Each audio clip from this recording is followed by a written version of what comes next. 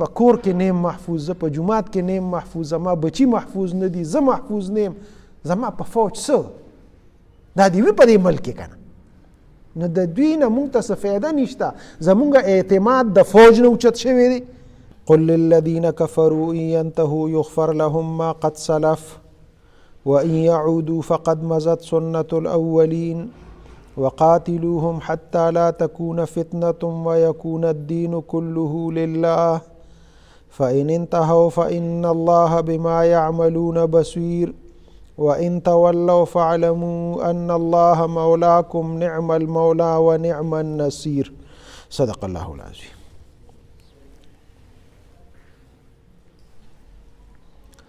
پیغمبر علیہ الصلوۃ والسلام ته الله پاک فرمایي پیغمبر د کافرو ته وایا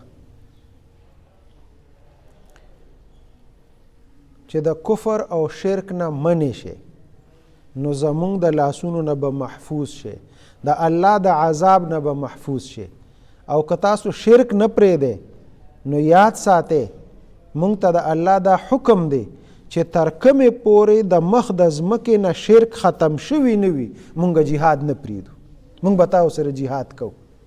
زمونږ مقصد دا دی چې اعلا د کلمت الله وشي، د الله کلمه په نورو کلمو باندې اوچته شي. د دې دپاره الله جهاد فرض کړی دی او جهاد به تر قیامته پورې جاری وي. نو که تاسو کفر او شرک نه پرېږدئ نو مونږ جهاد نه پرېږدو، مونږ به در سره جهاد کوو. او الله پیغمبر علیه الصلوۃ والسلام ته فرمایي چې زما امداد به مسلمانانو سره وي. مسلمانان دې دا نه وایي چې یاره مونږ خو دې ځای کې شکست وخوړه، دلته هم شکست وخوړه، دلته ناکامه شو، مونږ لکه نه کامیابی به ستاسو وي.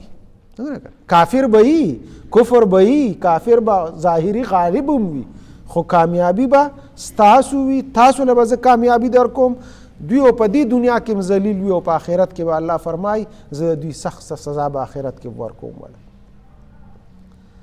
دا الحمدلله دا اسلام شته، مسلمانی شته، دا د دې جهاد برکت دی. دا نه چې کفر به ختم شي، کفر به ختمیږي، شرک به ختمیږي، خو د عیسی علیه الصلوۃ والسلام چې راشي اله د هغې نه مخکې شرک نه ختمیږي.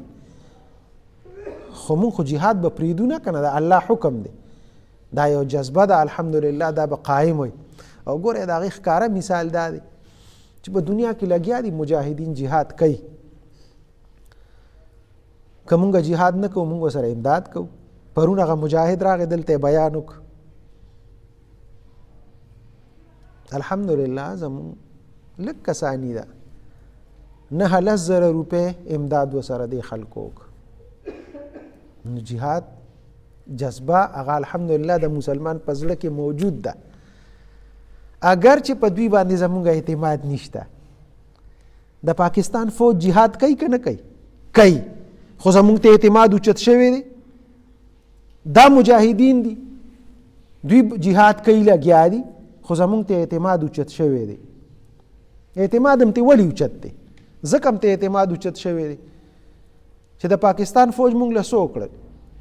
زمونږ نه ټکسونه اخلي او تنخواګانې اخلي، مراعات خوري، مزې چرچې کوي، پولیس دي، ملیشه ده، نور فورسز دي، ټول دا زمونږ په ټکسونو باندې لګیا دي، دوی ته تنخواګانې میلاویږي. مونږ له څه وکړل؟ یو د کشمیر مسله راله نشي حل کول، خو یا اخوا کې یا دې خوا کې دا دومره ایټم بم چې تاسو جوړ کړی دی او دا دومره جزونه تاسو اخلئ او لګیا یې او جوړوئ او لګیا یې وایي چې موږ دونه ټکنالوژي کې ترقي وکړو. څه ترقي دې کړې ده؟ ما ته خو څه ثمره وښایه چې ما ته خو یې څه ثمره. دا اوسنی دا ټوتن حکومت بس ګراني م راکمه کړه او ګراني م څه راکمه کړه؟ ما ته خو هېڅ فرق محسوس نه شو. په ما خو هغه ټماټر دي ګران دي، په ما خو هغه اوړه دي په ما ګران دي، ما ته خو هر څیز ګران دي، ما څه فایده خو یې ما ته راورسي، څه اثر خو یې ما ته راورسي. زه په کور کې نیم محفوظ، زه په جومات کې نیم محفوظ، زما بچي محفوظ نه دي، زه محفوظ نه یم، زما په فوج څه دا دې وي په دې ملک کې که نه. نو د دوی نه مونږ ته څه فایده نشته. زمونږ اعتماد د فوج نه اوچت شوی دی، د فورسز نه اوچت شوی دی، دوی مونږ ته امن نه راکوي او ټکس رانه اخلي.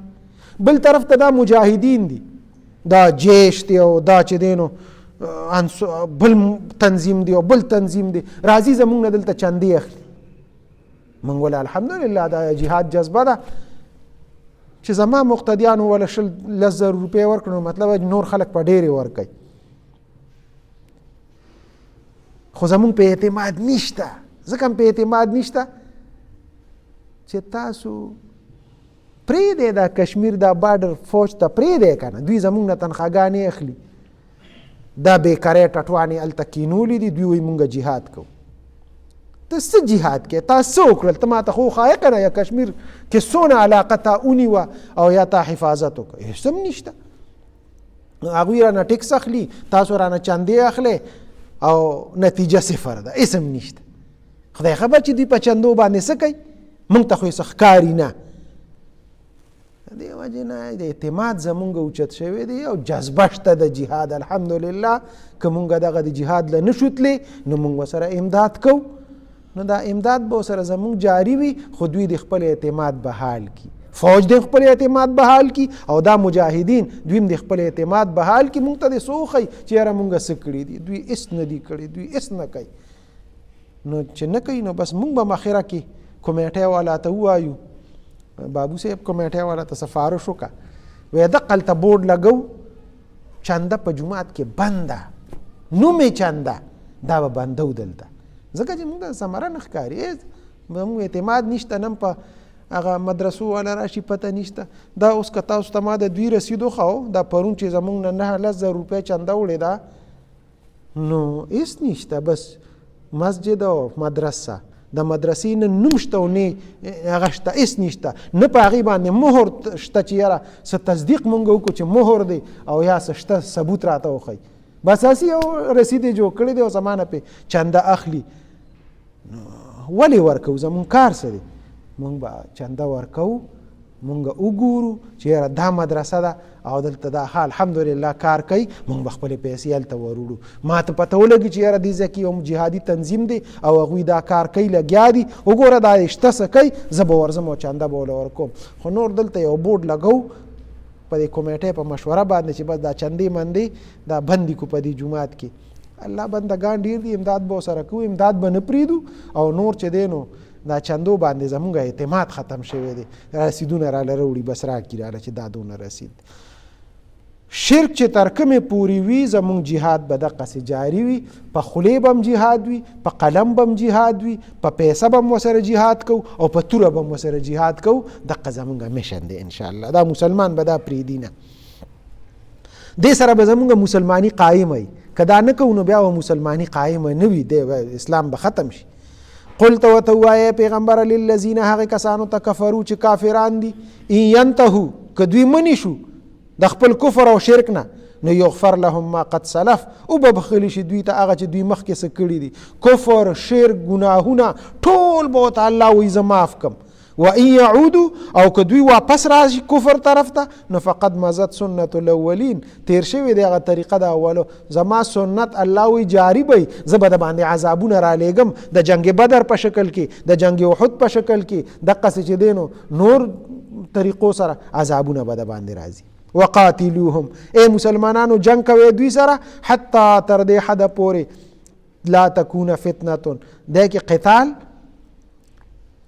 جهاد بالسيف او جهاد بمال سره او جهاد بالقلم، جهاد باللسان، دا ټول دا مونږ به جنگ کو، جهاد بکو. وقاتلوهم جنگو کې دوی سره حتی تر دې حد پورې لا تکون فتنه چې باقی پاتې نشي فتنه، ويكون الدين كله لله او شي دین ټول د خدای خالص عبادت د الله شي، کلمه د خدای په ټولو کلمو اوچته شي. فإن انتهوا که دوی منی شو، فإن الله بشک الله پاک بما يعملون هغه چې دوی کوم عمل کوي بصیر لیدونکی دی، الله بره نه ګوري چې څوک څه کوي. وإن تولوا او که دوی اعراض وکړو او بیا هم کفر او شرک نه پرېږدي، نو فاعلموا پوه شئ ای مسلمانانو ان الله بشک الله پاک مولاکم امدادګر ستاسو دی، نعم المولا ښه کارساز دی، امدادګر دی، و نعم النصیر او ښه امداد کوونکی دی، الله به ستاسو امداد کوي. قل اوایا وته پیغمبر للذین هغه کسانو ته کفرو چې کافران دي، ان ینتهو که دوی منی شو یغفر لهم بخنه به وکړي شي دوی ته ما قد سلف هغه چې دوی کوم مخکې کړي دي ګناهونه کفر شرک. و ان یعودو او که دوی واپس شو یعنی کفر او شرک ته د اسلام پسې بیا کافر شو نو فقد مزت سنت الاولین پتاي سره تیر شوی دغه طریقه د اول خلکو هغوی باندې الله عذابونه روستي دوی باندې هم راولم وقاتلوهم مقاتله کوي دوی سره حتی تر دې حد پورې لا تکون فتنه چې پاتې نشي فتنه شرک ويكون الدين كله لله او شی عبادت ټول د خدای پاک خالص د خدای پاک فإن انتهوا کدوی منی شنو فإن الله بشک الله پاک بما يعملون بصير هغه چې دوی کم کوي لیدونکو دی فإن تولوا کدوی اعراض وکړه د کفر او شرک نه منې کېدل فعلموا پېښه ان الله بشک الله پاک مولاکم مولا ستاسو دی ونعم المولا ډیر ښه مولا دی مددگار دی ونعم النصير او ښه امداد کوونکی دی صدق الله. اللهم صل علی